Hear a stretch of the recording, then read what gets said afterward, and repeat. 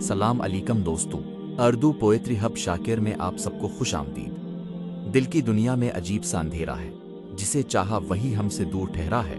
खामोश रहकर भी बहुत कुछ कह जाते हैं, कुछ लोग दिल में घर कर रह जाते हैं। वक्त बदलता है तो लोग भी बदल जाते हैं, अपने ही अक्सर ख्वाबों से निकल जाते हैं। मोहब्बत में वफा की उम्मीद ना रखना, यहाँ लोग वादे भी बदल जाते हैं।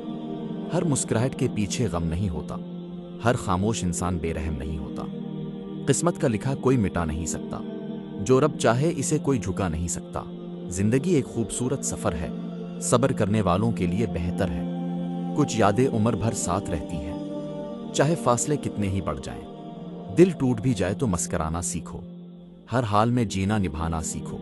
दुआ है हर खुशी तुम्हारे नाम हो, जिंदगी का हर खूबसूरत लम्हा तुम्हारे साथ हो। वीडियो पसंद आए तो लाइक, कमेंट और सब्सक्राइब करना मत भूलना।